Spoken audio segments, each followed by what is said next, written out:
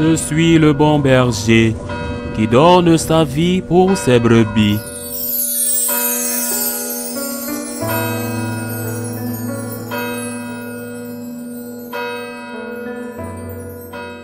En ce temps-là, Jésus disait à ses apôtres, « Le disciple n'est pas au-dessus de son maître, ni le serviteur au-dessus de son Seigneur.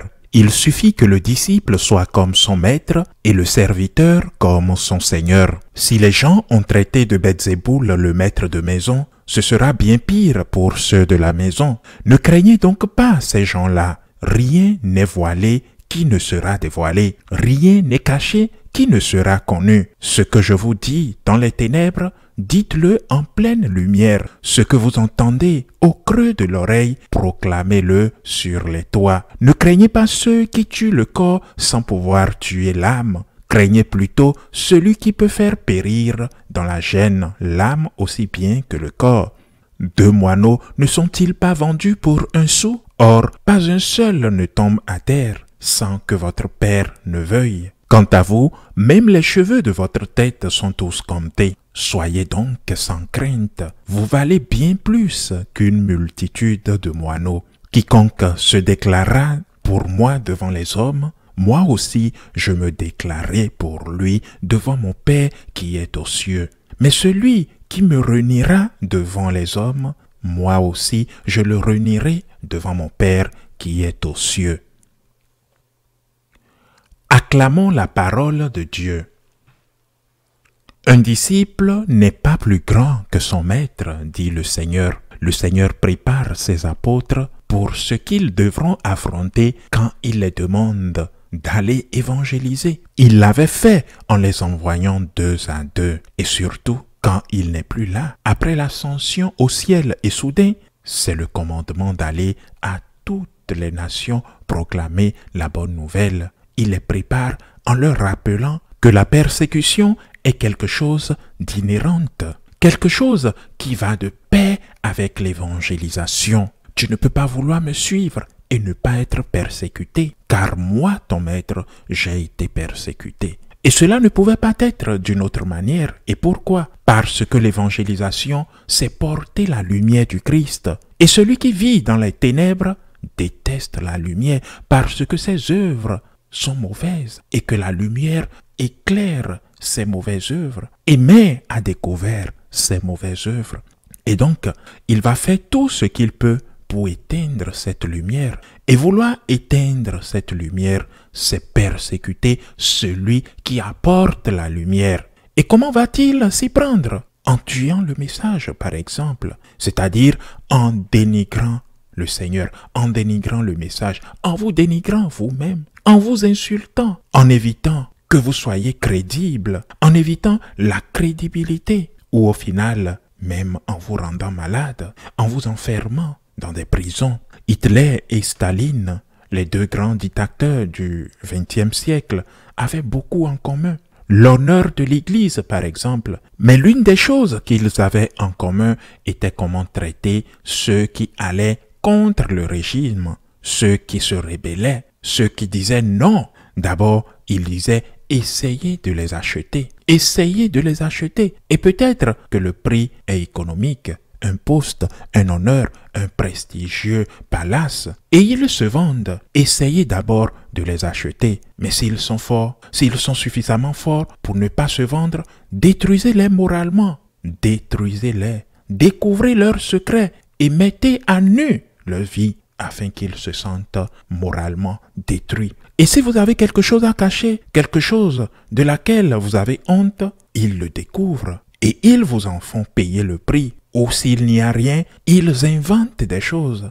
Mais l'objectif, c'est de vous détruire moralement pour que le message ne soit pas entendu. Mais si vous continuez à résister, vous résistez à tout, malgré tout, et vous continuez à défendre la vérité, alors là, il laisse les critiques, il laisse la discrimination et passe à l'étape supérieure, celle de vous tuer. Par exemple, les communistes en Pologne qui ont été tués, le prêtre Jerzy, par exemple, et tant d'autres cas, on vous tue. Et vous devez l'assumer. Vous devez l'accepter comme une condition d'entrée. J'essaye dans notre séminaire de préparer les prochains prêtres pour cela. Vous ne vivrez pas dans un contexte de la chrétienté médiévale dans lequel le prêtre était un personnage intouchable. Vous vivrez dans un contexte d'une société non seulement sécularisée, mais aussi séculariste, dans laquelle le prêtre a moins de droits que les autres. Et on peut lui faire ce qu'on veut. On peut le dénigrer, calomnier, faire n'importe quoi, de manière impunie, à plusieurs reprises. Mais qui nous suivons, nous? Qui nous suivons? Qui nous servons? Nous sommes esclaves de qui? Nous sommes esclaves du Christ triomphant, du Christ crucifié. C'est la question que chaque prêtre doit se demander, que chaque martyr, devant le martyr, c'est la question qu'on doit se demander. Nous sommes esclaves, serviteurs du Christ triomphant, du Christ qui revient, du Christ qui reviendra comme il l'avait annoncé. Il viendra dans une nuée. Il en mettra un à sa droite et l'autre à sa gauche. Mais le Christ triomphant a dû passer d'abord par la porte étroite de la croix, ne l'oublions pas. C'est le Christ triomphant, le Christ global, le Christ qui naît, qui enseigne, qui fait des miracles, qui meurt et qui ressuscite. C'est le Christ à qui nous devons allégeance. C'est ce Christ que nous suivons. Et nous devons partir de là, de cette motivation. Un disciple n'est pas plus grand qu'un maître. Et nous devons l'assumer et être humble, accepter la croix. Et nous devons assumer que nous ne pouvons jamais être comme Christ. Nous ne pouvons jamais être si grands, si miséricordieux, si immense comme le Christ. Parce que, comme le disait saint Augustin, si tu comprends Dieu dans sa totalité, alors ce n'est pas Dieu. Dieu, c'est ce que nous ne pouvons même pas imaginer. Dieu sait tout. Il voit notre cœur. Il écoute nos prières. Et cela est valable pour n'importe quel évangélisateur de la parole de Dieu. Les parents à la maison qui doivent évangéliser leurs enfants et qui doivent aller contre le monde. Et pourquoi? Parce que le monde leur dit autre chose. Quand un enfant décide de partir de la maison et de vivre une vie de couple sans se marier, et puis il veut que les parents l'acceptent à la maison, qu'est-ce qu'ils doivent faire? Je suis très souvent consulté sur cela de nombreuses fois. C'est ton fils, tu dois l'accueillir, mais mets des limites.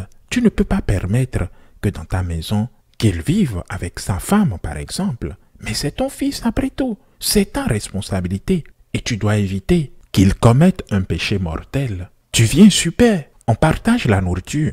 Mais si vous allez dormir ensemble, toi et ta copine, vous allez dans un autre endroit. Ici, non. Et ça génère des critiques, sans doute.